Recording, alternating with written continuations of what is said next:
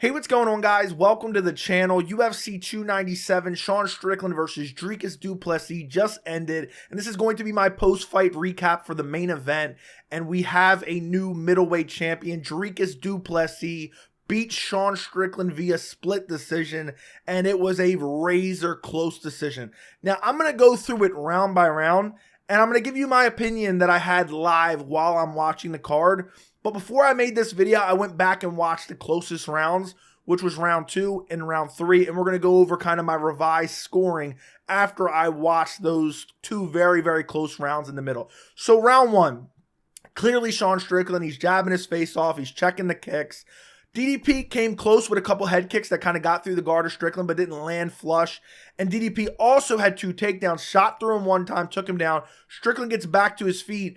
And then DDP kind of drags him down a little bit again, but he's like on a knee up against the fence. I don't know if it's technically counted as a takedown or not.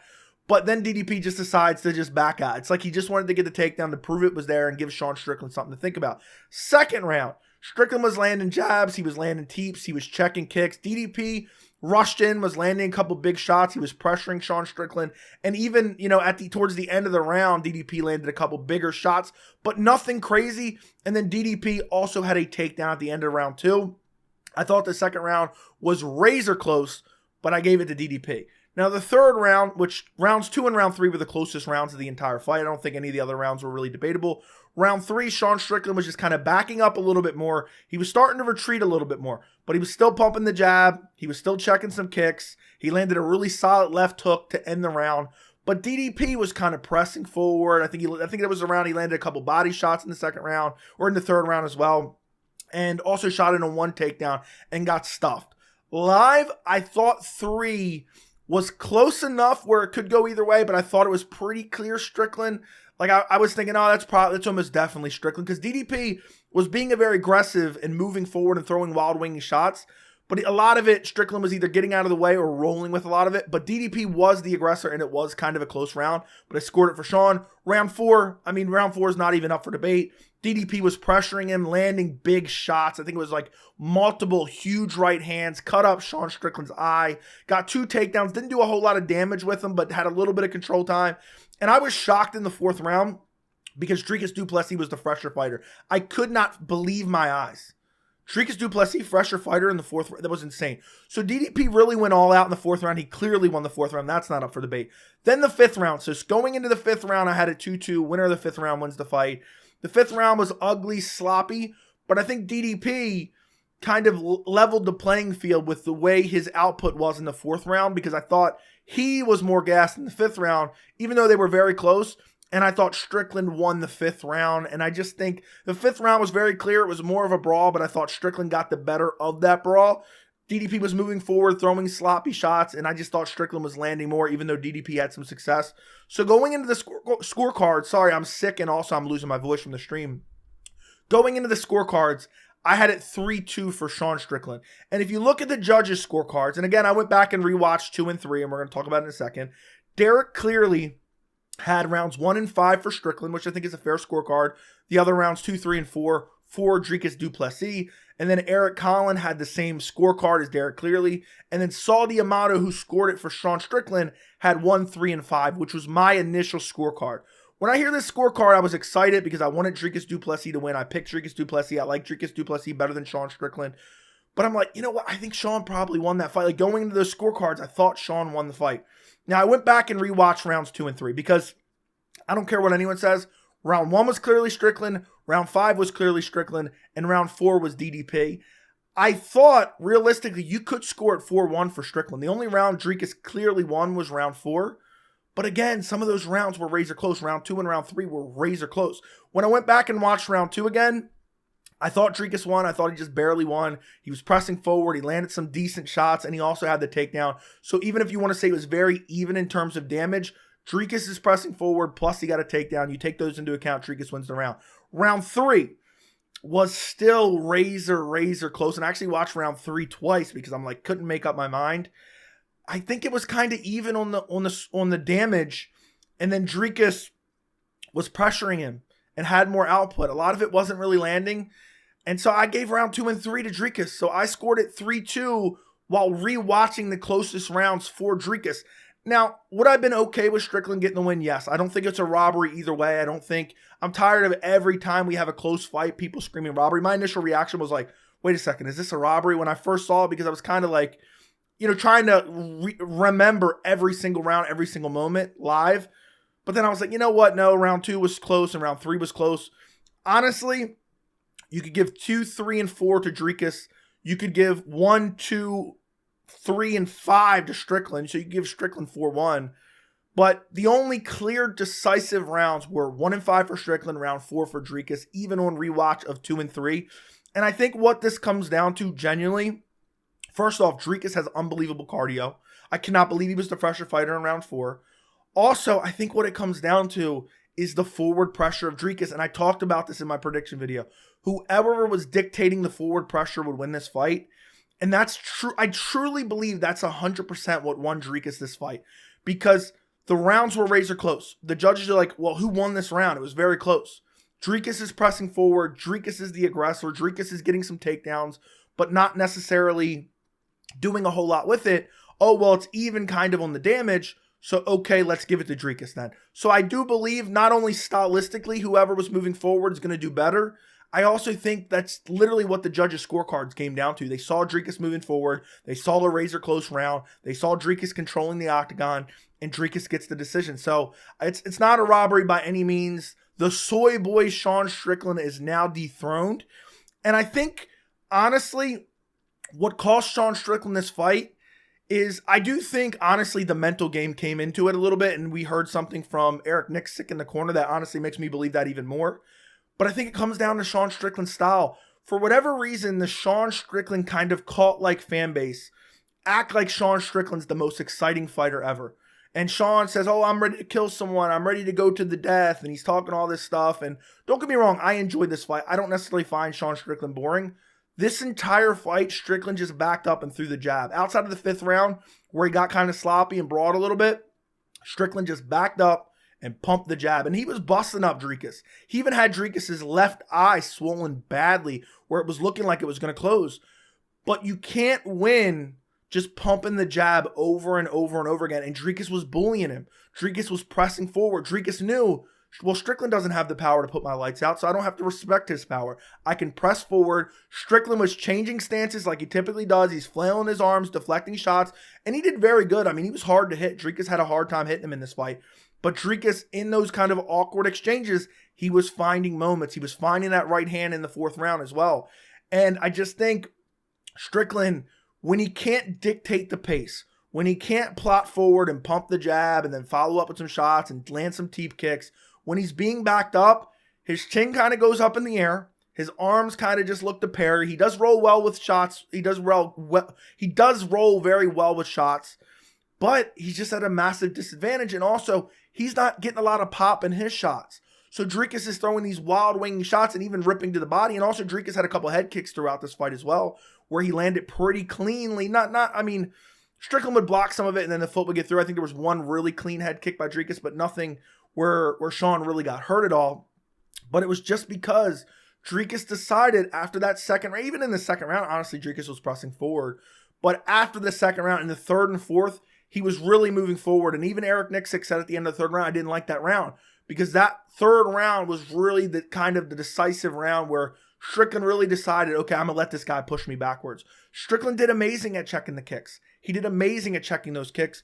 But Du Plessis just continued to march forward. His stamina was still there. I think he was kind of conserving his energy a little bit early on. And I think that's why he didn't prioritize control time on Strickland. He would get the takedowns, kind of score some points, and then he would back out. Well, he did at least in the 1st round, but some of the other rounds, it's not like he was heavily just trying to hang on to Strickland. He would Strickland would fight out, get back to his feet, and then he would just kind of disengage and not try to re-engage the takedown, because I think Dricus was worried if I grapple nonstop, maybe my cardio is not going to hold up for 5 rounds. But I'm super impressed with Dricus. I'm super impressed with the cardio. And I don't know, it's weird because Dricus has such a funky style. I mean, watching him fight, he looks so sloppy and the shots are just wild and winging, but he's so effective because he kind of catches you in those offbeat moments. Strickland's very hard to hit. He was finding a home for some of those shots. He struggled early, But as Sean started to back up, it's much more tiring to go backwards than it is to go forward, especially for a guy like Sean Strickland, who's used to just kind of plodding forward, setting his pace. You know, his opponent's getting tired and exhausted from, you know, not landing any shots. Like Adesanya wasn't able to find a home for any counter shots or whatnot. And Dricus didn't allow him to do that. Dricus went out there and was prepared to die. Dricus is actually prepared to die in a fight. And he marched forward. His stamina held up. I thought if this fight went long, Strickland would definitely win. And Dricus proved that those kind of cardio things were an aberration. I mean, Dricus Du Plessis, and I talked about this in my prediction as well, I think it was more the body language than anything that was making Dricus' cardio look so bad. And in this fight, I couldn't believe how good he looked in the 4th round. The only reason he was gassed in the 5th round, he wasn't even necessarily gassed, but the only reason he lost the 5th round is because he went so hard in that 4th round. So ultimately, you know, I do believe the people saying, oh, well, I scored it for Sean Strickland, I do believe they have an argument. And I know people are going to say, oh, Joey, you're biased against Strickland, blah, blah. Initially live, I thought Strickland won. But on rewatch, I scored it for Dricus Du Plessis. Rounds 2, 3, and 4 are what got Dricus Du Plessis this win. But overall, it was a relatively exciting fight. It's not going to have great rewatch value. But overall, it was a decent fight. It was fun to watch. And it was an interesting stylistic clash. But at the end of the day, Dricus' physicality, Dricus' forward pressure, Dricus' power is what won him this fight. And also, I really do think Dricus' trash talk and mental warfare played a role in this fight. You have Eric Nixick in the corner around 3 saying, do it for the kid deep down. Do it for your kid, your childhood self, or something along those lines. I don't remember the exact words he used. And I really think Strickland was going out there not to lose. And I know he kind of fights safe to begin with, but I think he was worried about Dricus' power coming back at him. And I think, you know, he went out there maybe in the 4th round, he's seeing his dad in Dricus, you know. I'm not saying for sure, obviously that's pure speculation, but I do think Sean Strickland and I never talk about the headspace. I'm not a psychiatrist. I'm not talking about the mental headspace usually going into any fights. I do think Dricus broke him mentally going into this fight. I mean, Dricus had him on a leash at the press conference, and I know a lot of people don't want to hear that. Sean Strickland goes to a press conference and doesn't talk any crap about his opponent. That's throwing Strickland off his game. Now, Strickland went out there. He wasn't ultra aggressive, which I thought if he did that was ultra aggressive, I thought he would lose the fight as well. I thought it would cost him. I thought he would get finished. But, you know, I think also in this matchup, once Strickland got cut, he was constantly wiping the eyes, constantly like looking off to the side. I think it was really affecting him. And also, I think he was worried about the power coming back from Dricus Du Plessis. So Dricus Du Plessis, say what you will about his sloppy style. Say what you will about the way his body language looks when it gets to the later rounds. He's the complete package. And he went out there and got it done. And he's the new middleweight champion. He is the new South African middleweight champion.